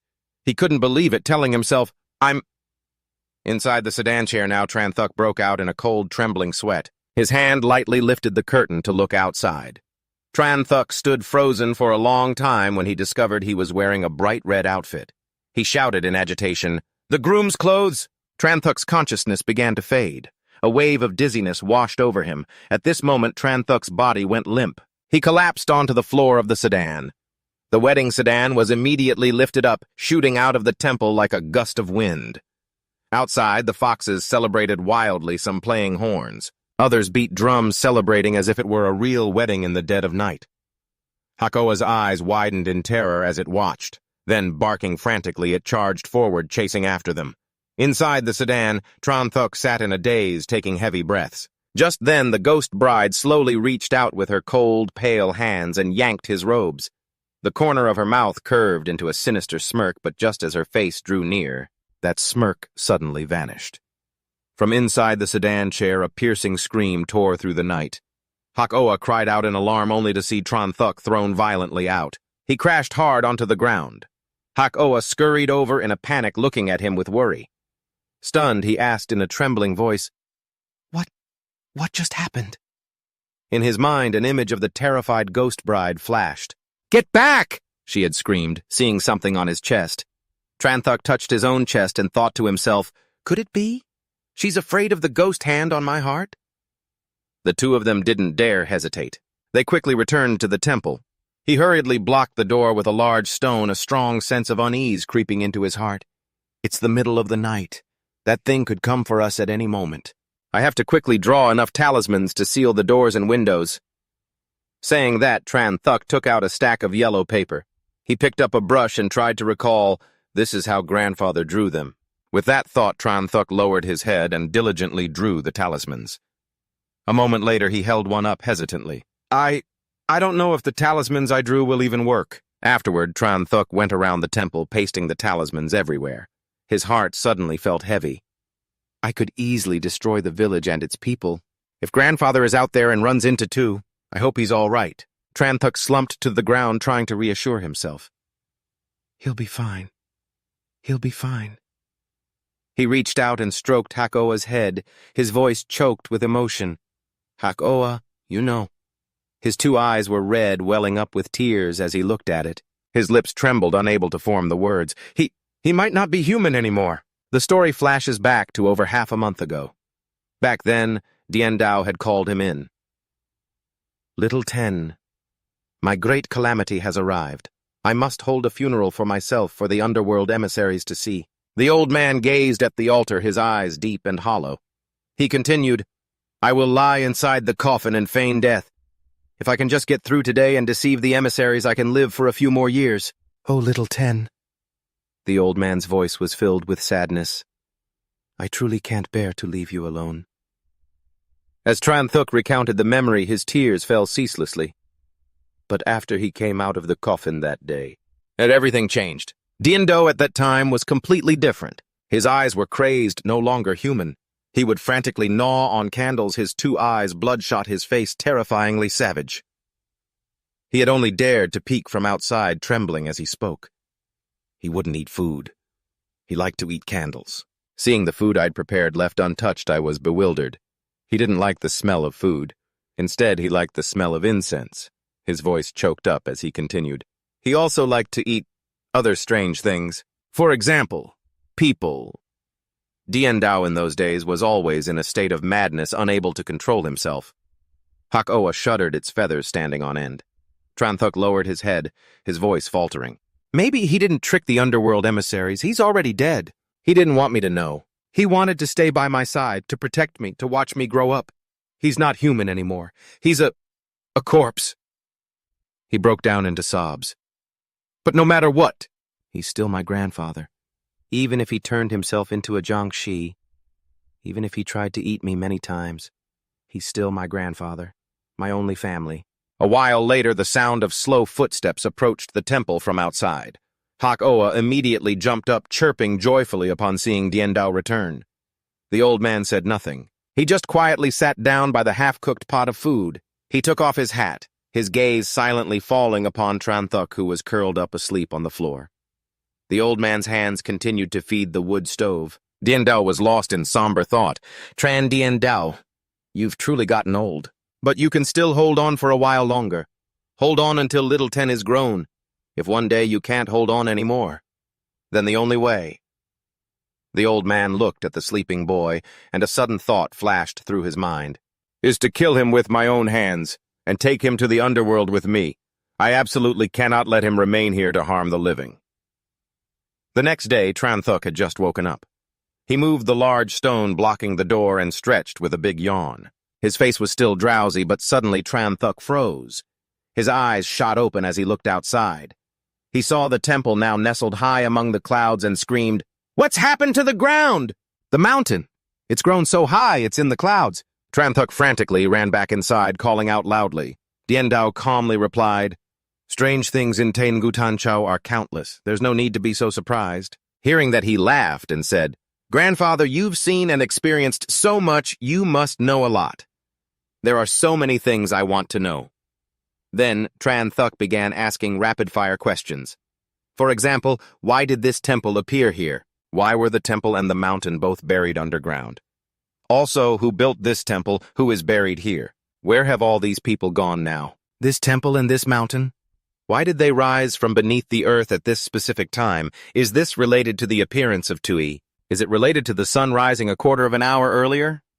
Meanwhile, the old man tasted the soup and said, Looks like I'll have to double the dose of medicine tonight. Hearing this, Tran Thuk's face went pale, and he quickly covered his mouth.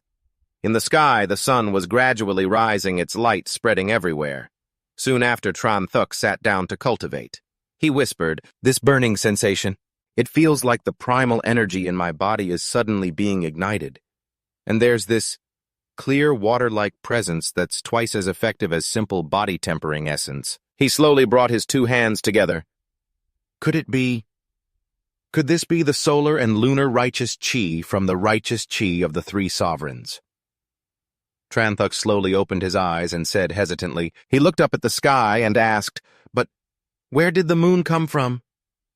After that, Tranthuk stepped outside, his expression filled with doubt. He mumbled, the feeling is gone. He immediately turned back into the temple.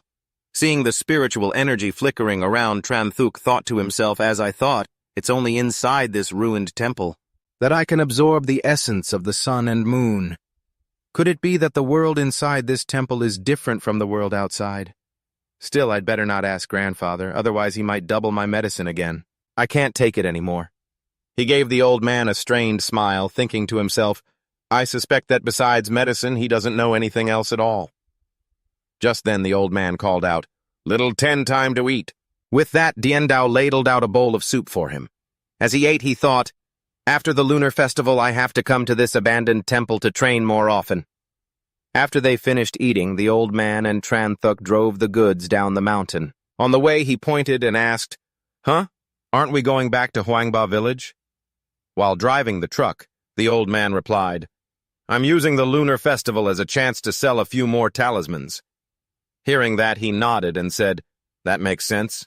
The lunar festival lasts for a total of 3 days, and today is the final day. A while later, the truck arrived at Namngien village, and a bustling, crowded scene gradually came into view. Tranthuk looked at a stone statue and said, This stone statue is the foster mother of Namngien village.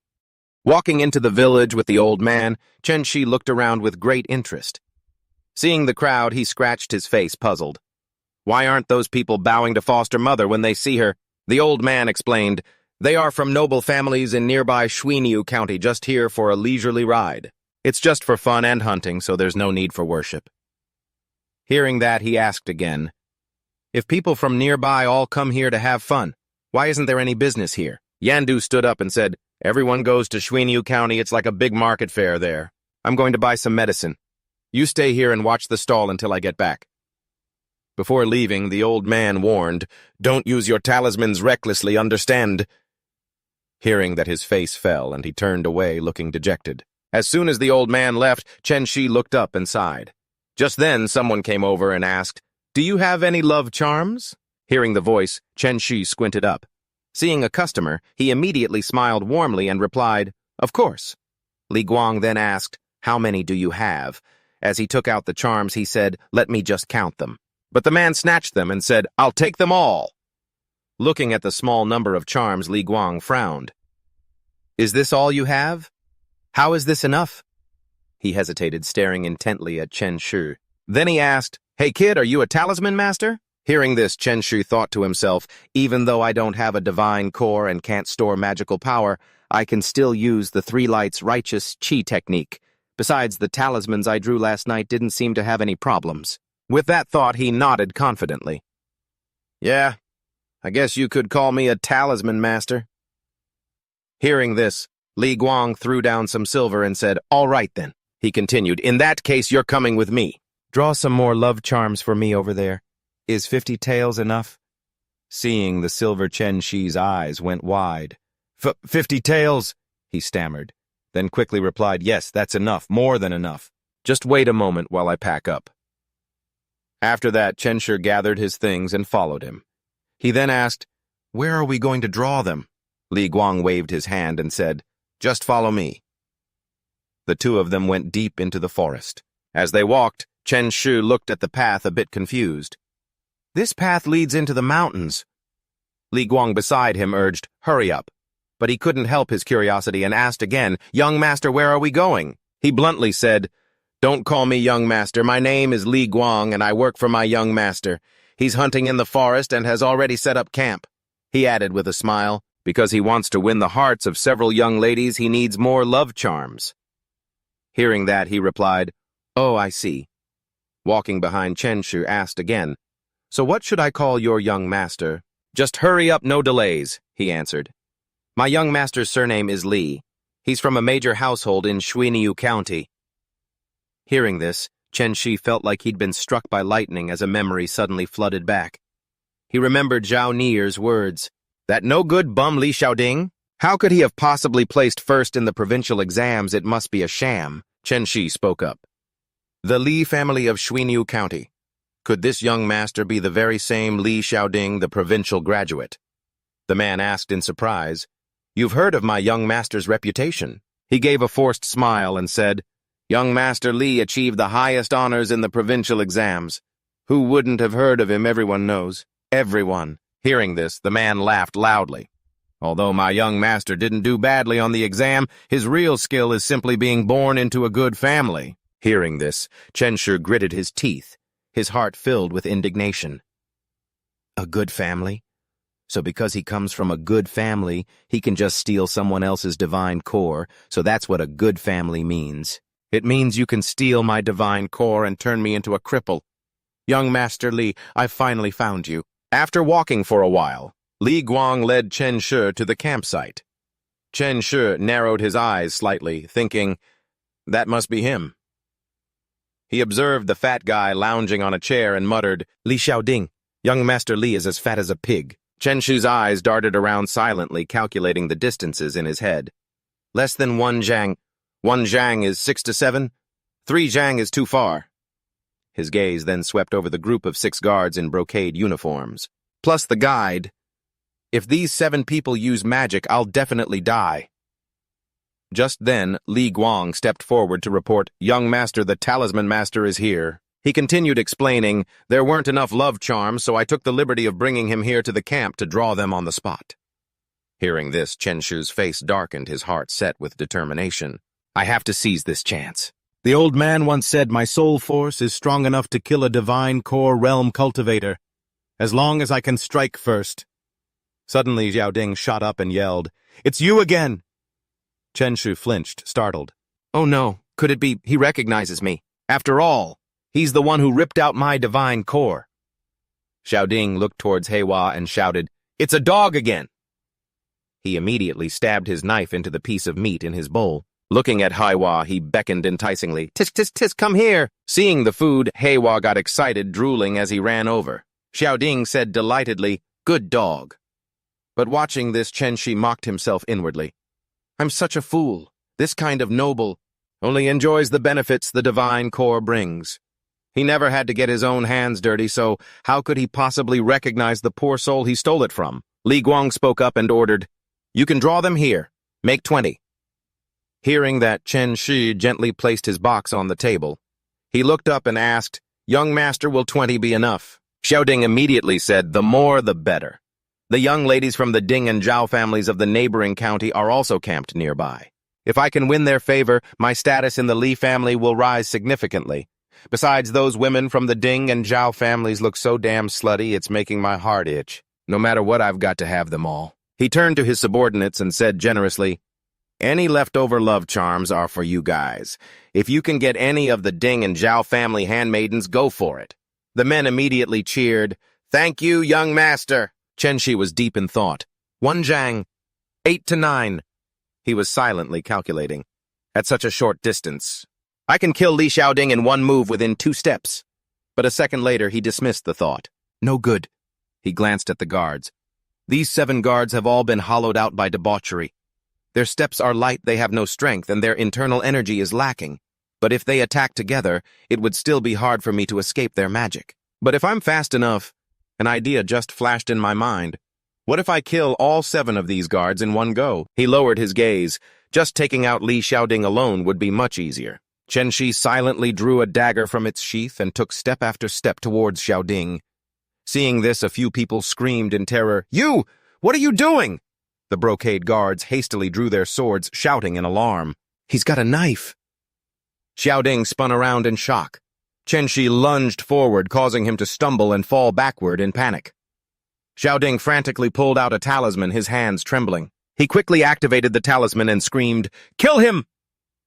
At the critical moment, Chen Xi quickly shouted, Wait! He frantically explained, You've all misunderstood. I need to use dog blood to draw a talisman, don't kill me. Then he turned to plead with Li Guang. Big brother, save me. Xiaoding grunted, Huh? Li Guang was stunned for a moment, then he burst out laughing and waved his hand. A misunderstanding. It's all a misunderstanding. he said, reassuring everyone. Don't be nervous. Li Guang clasped his hands and reported, Young master, it's true that you need Black Dog's blood as a medium to draw a talisman. He pointed at Heiwo. A black dog's blood has abundant yang energy. Combined with cinnabar, the talisman's power will be at its greatest. Hearing this, Xiaoding let out a sigh of relief. I thought someone was trying to kill me. Turns out you just want to kill this damn animal. Scared the hell out of me, he muttered irritably, kicking Heiwo hard. Get over here and die already, you mutt. At this, the subordinates also breathed a sigh of relief. That was a scare. Ah, the stew is burning. Chen Xi bent down to pick up the dagger, his expression filled with murderous intent as he glared at the men. 2 men are 1.5 jang away. 4 men are 1 jang away. Just then, Chen Xi suddenly closed the distance to Li Guang, who was nearest to him. Li Guang, my apologies. Just as he was about to make his move, a voice suddenly called out.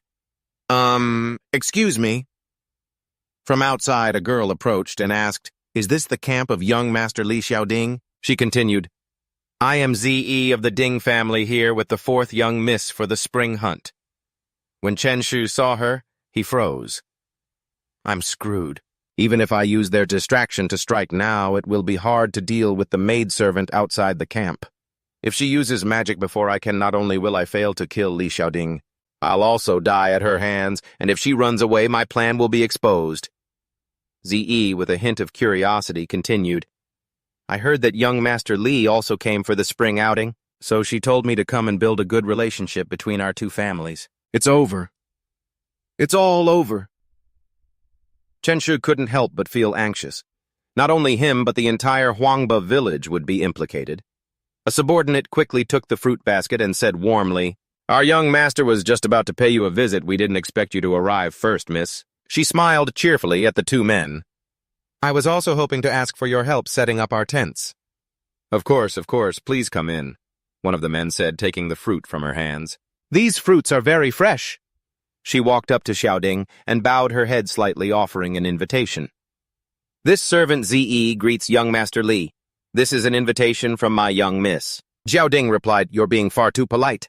If you need help with anything, you just need to say the word. There's no need for gifts and invitations. At that moment, the surrounding men all stared at the girl, their eyes glued to her. Their gazes darted back and forth like wolves that had just spotted their prey. Li Guang took a bite of an apple and mumbled, So boring.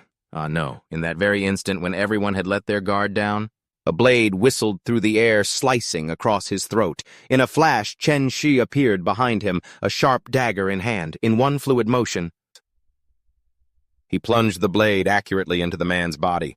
The man's face turned pale as he coughed up blood in agony, his body trembling before he collapsed. Chen Xi spoke coldly. Second, his hand was now stained a deep crimson.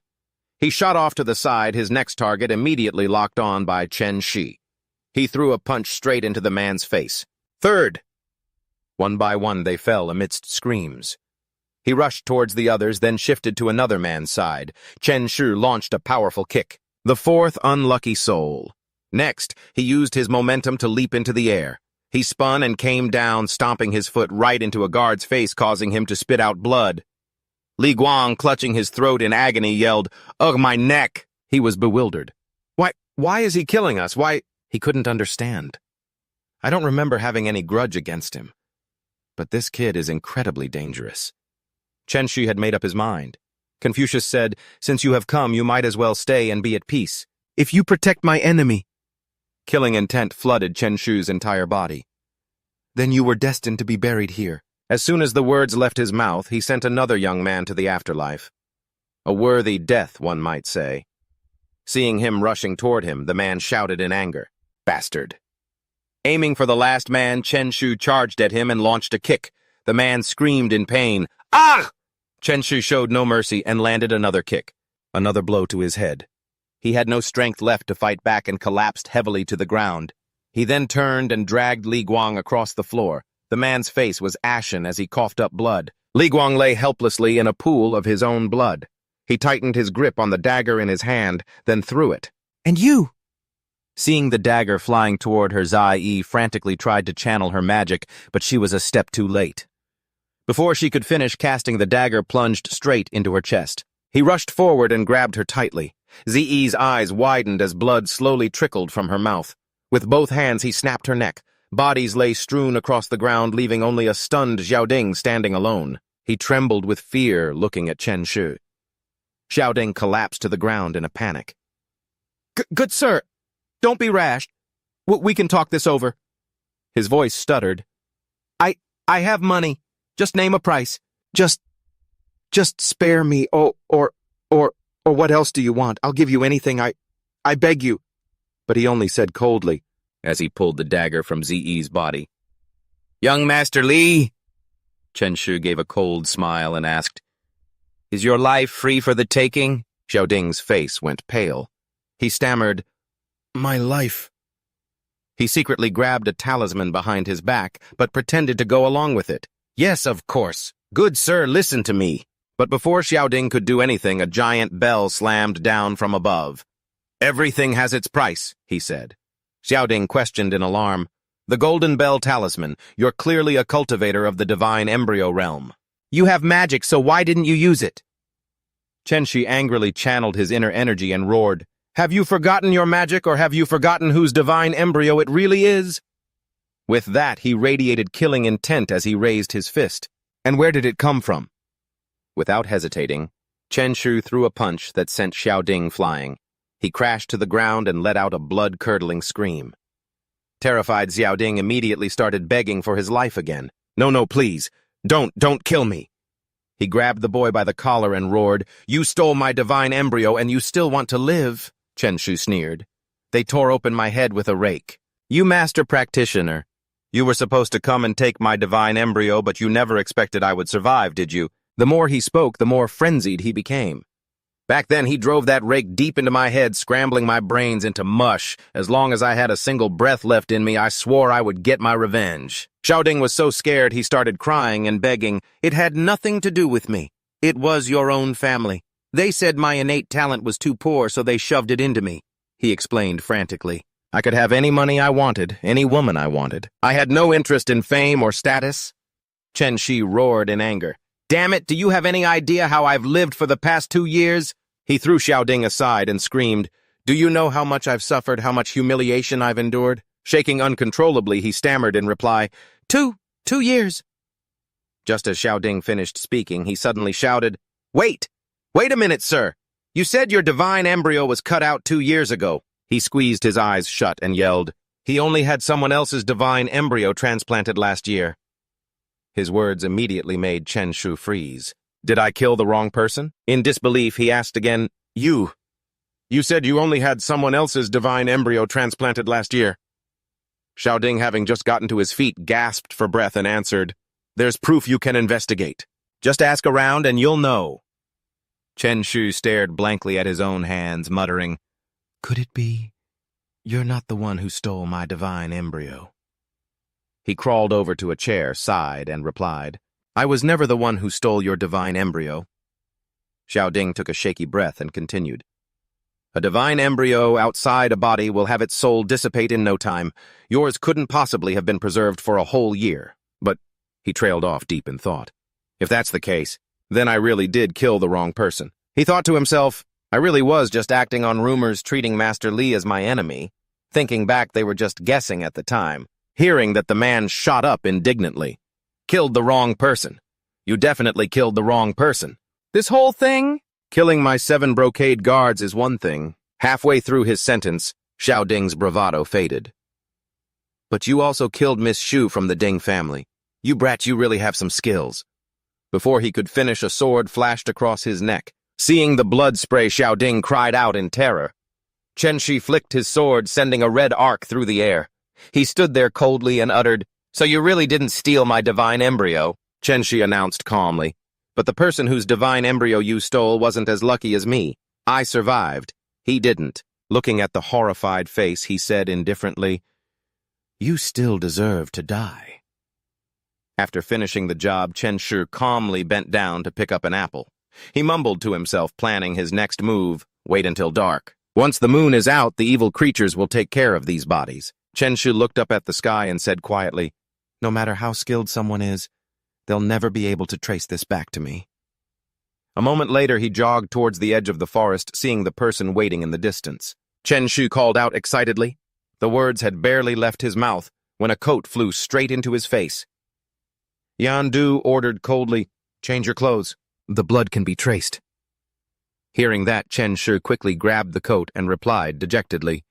He swiftly changed out of his blood-stained clothes. The moment the old outfit touched the ground, it burst into violent flames. Recalling the sight of Yu Kai hanging himself, Chen Xi clicked his tongue and said, "Fei Yi Bia Jian."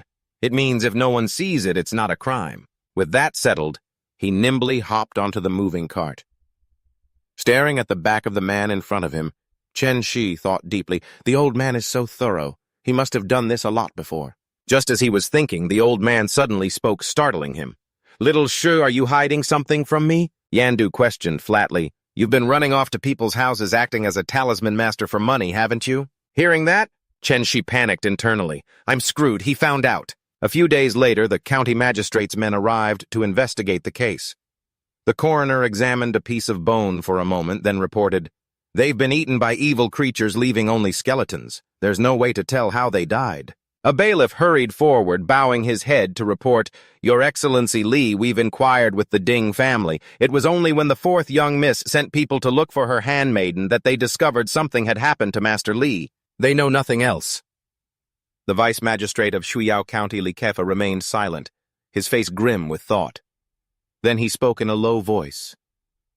"Investigator Jia, what do you think?" The investigator of Shuiyao County, Jaga Jian, said simply, "The young master was murdered by a person," a statement with no context. It immediately angered Kefa. "What do you mean by that?" He paid him no mind and turned to walk away.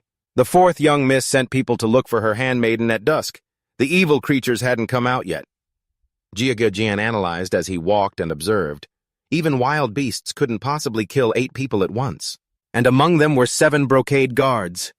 He suddenly crouched down and broke off a piece of bone. "There are indeed no traces of magic or talismans here." Jia Jian observed the indentation on the bone and analyzed quietly. "Because the killer used a small blade and their fists." He silently replayed the battle in his mind, quietly considering, the blade entered the heart from above, from behind. This person's height is not tall. Only about 5 to 6 feet.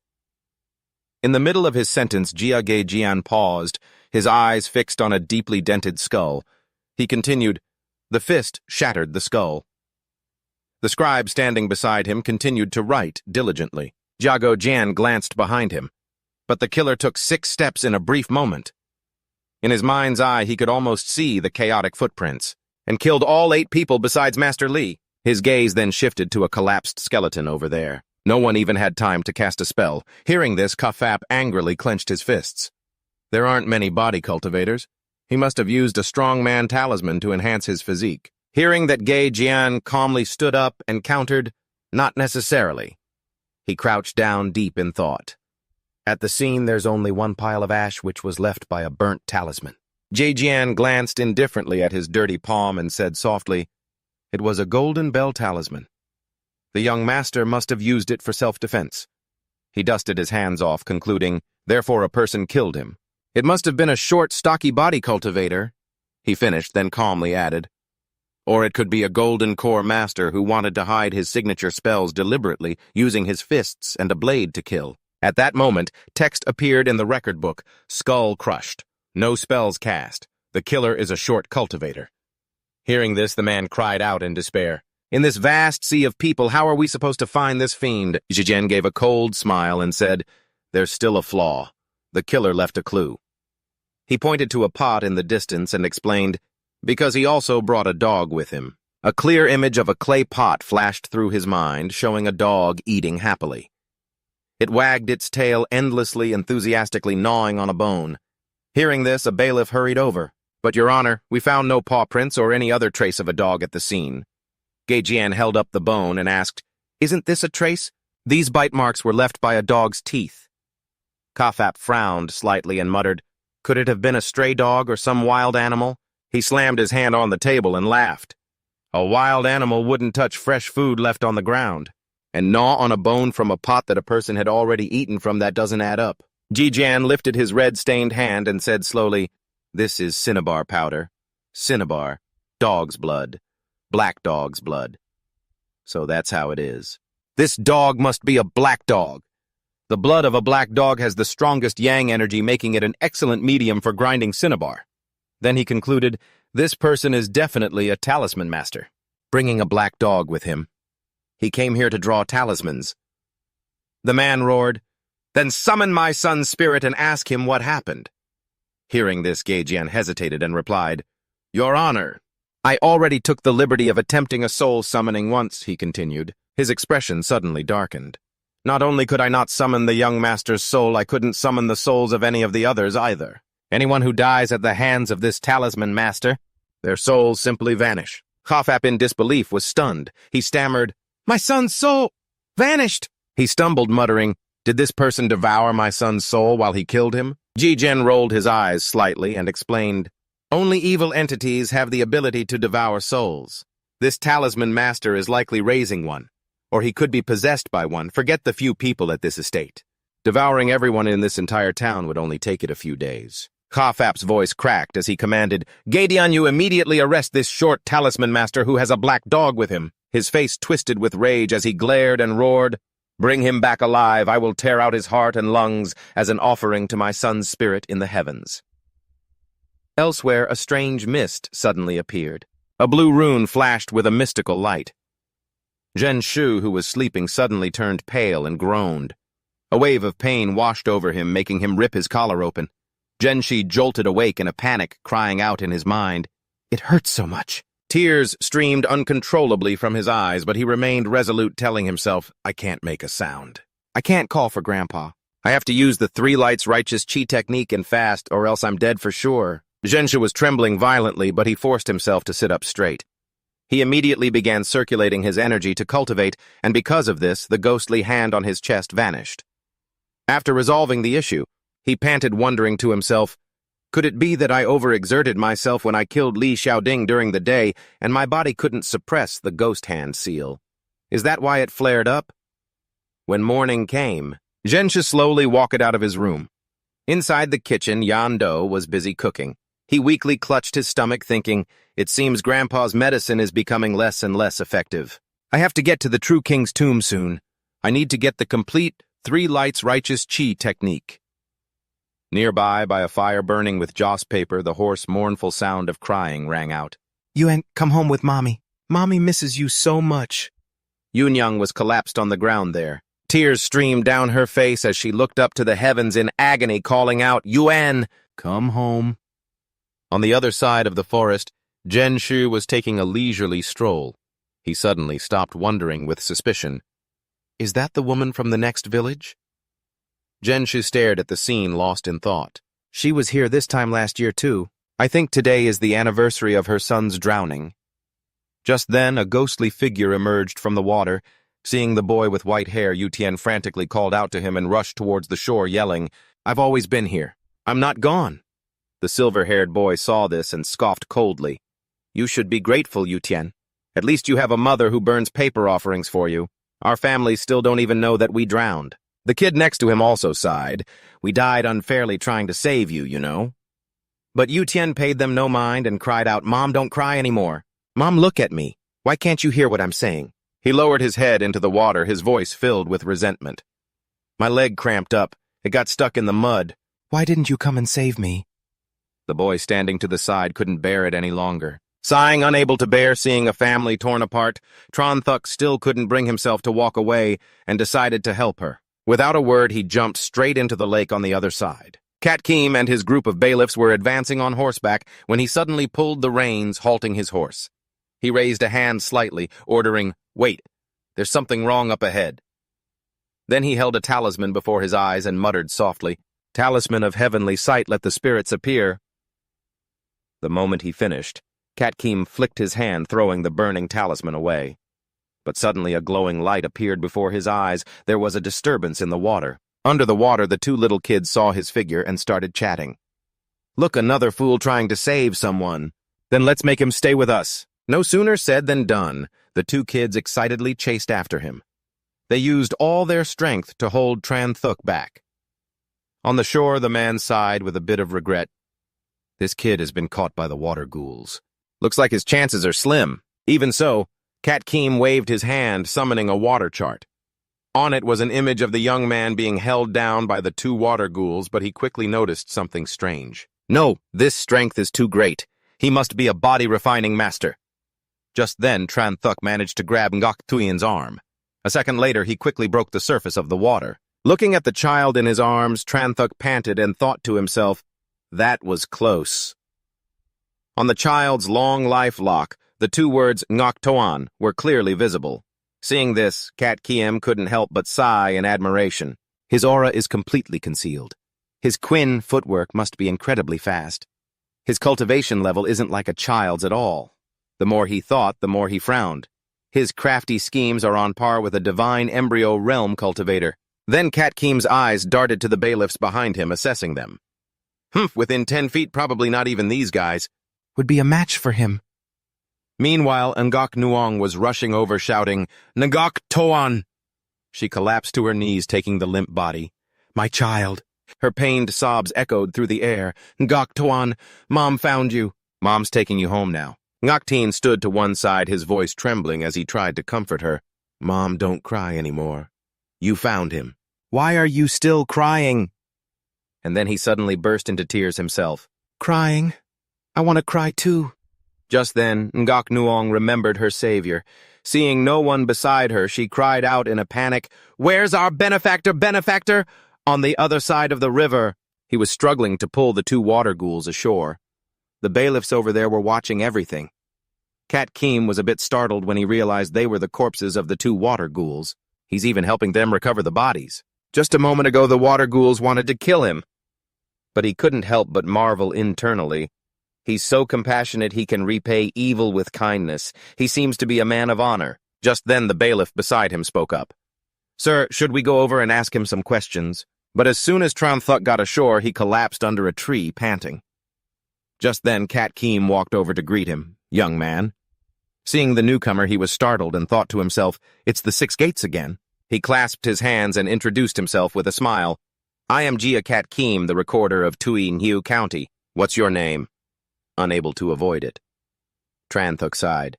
My name is Tran Thuk, while inwardly praying relentlessly. What are these people doing here? Please don't let it be about that matter. Seeing his cold attitude, Cat Keem spoke frankly. Young man, your skills are quite impressive. We're here because of a murder case and wanted to ask you about someone. Hearing this, his face immediately darkened. So they did find their way here, and they even ran right into me. I have to stay calm. Despite this, Tran Thuk stood up and feigned innocence. What do you want? He smiled reassuringly. Young man, don't be nervous. Cat Keem calmly raised one finger and inquired, We're looking for someone from Huang Ba village, a talisman master named Tran Dan. Do you know him? He crossed his arms, questioning resentfully. What do you want with him? While inwardly sighing in relief. So they suspect him of killing me. Well, he wasn't the one who killed the person anyway. He didn't hesitate, firing off a series of questions. How tall is this Tran Dan? How old is he? Tran Thuk answered just as quickly, about the same as you. So old he can barely walk. Hearing this, a bailiff quickly spoke up. Boss, it seems Tran Dan couldn't have committed the crime. What now?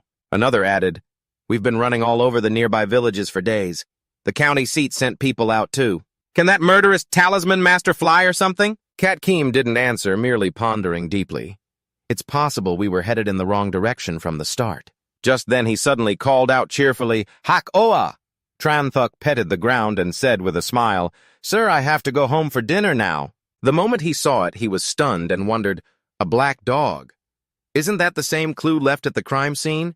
A black dog which a talisman master must have.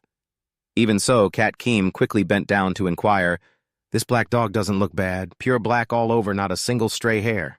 They say the blood of this kind of dog is filled with the purest yang energy which makes ghosts and gods tremble. The moment he heard that, he knew something was wrong.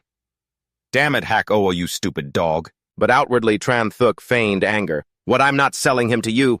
While he began calculating in his head, I have to act tough and get out of here before he figures it out. After shouting, he quickly started to run. Hak Oa, let's go! He watched him go deep in thought. So that's how it is. If the killer is a young talisman master in his teens, no one would ever be on guard against him. That's how he had the opportunity to strike. The more he thought about it, the wider the triumphant smile on Kat Kiem's face grew. Meanwhile, Tran Thuk was looking over his shoulder, wondering, he didn't follow me here, did he? He felt that gaze upon him. He let out an excited, amused laugh. Let's test him. Tran Thuk quickly ran out of the forest. The moment he escaped, he heaved a sigh of relief. Good thing I run fast. But Kat Kiem suddenly appeared smiling as he asked, Little brother Tran Thuk, I wasn't finished speaking. Why did you leave already? Tran Thuk was startled but remained calm and replied, Oh, how embarrassing. But I really must be getting home. Inwardly, he couldn't help but assess the man. He moves like a ghost without a sound. It seems he won't be easy to deal with. As the man remained silent, he forced a smile and explained, Look, my dog Heiao is weak, sickly, has a bad temper, and his meat is old. He'd definitely be tough to eat. You should just forget about him. Kat Kiem's face turned cold. Tran Thuk 4 days ago lied to Din. Young Master Lai died on Kanduang Mountain. His gloomy voice echoed, putting them both on high alert. The person who killed him also had a black dog by his side. Kat Kiem continued nonchalantly. This person is a talisman master, probably about your height.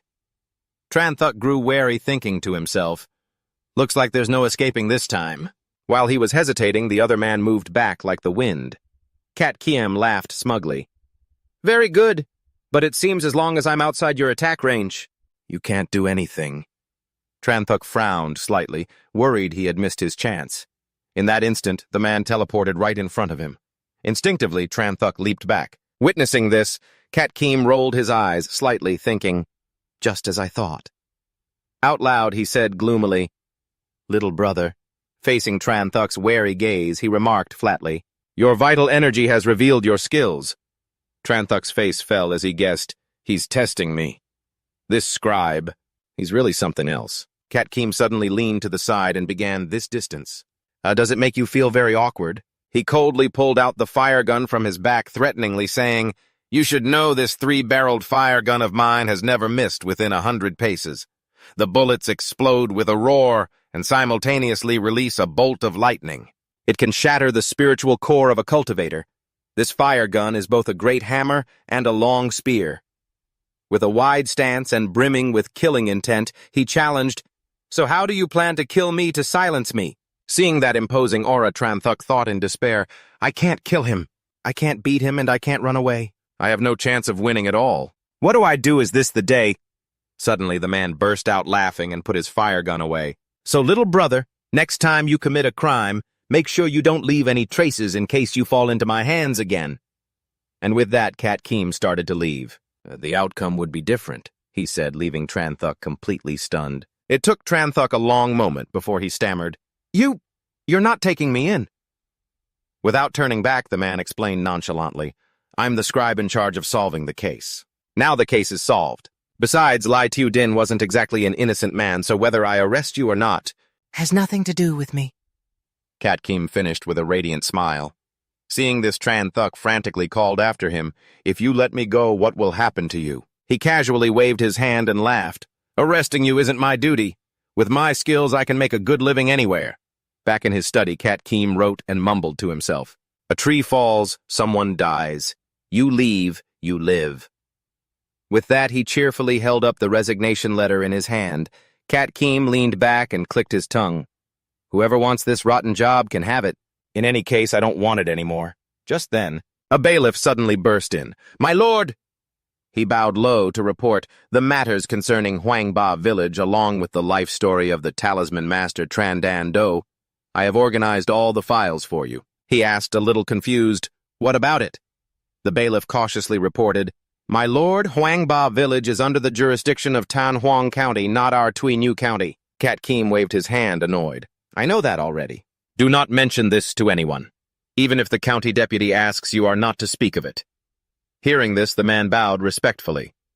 Yes, sir. Staring at the dense lines of text, he wondered pensively. Around a small village like Huangba, how could so many masters disappear in just 2 years? 15th year of this Vinlac era, Huangba village disappeared Chaoli Hiandan Jiang Ha Tanha. The 2 young ladies of the trio family Lam Fi Suong of the Lam family An Kan Tiu Han. Could it be because of the legendary True King's tomb? After reading, Cat Kiem frowned suspicious. Talisman Master Tran Dan Do. Son Tran Duong makes a living in the provincial capital. Grandson Tran Thuk died and came back to life 2 years ago. A second later, his face suddenly turned pale with shock. Tran Thuk, true and honest. The sudden thought made Cat Kiem slam the book shut. That kid is Tran Thuk. But a second later, he frantically flipped the book open again. He wondered, the people of Hoangba village said that half a month ago, Tran Dan Do died and came back to life. Tran Dan Do is also dead.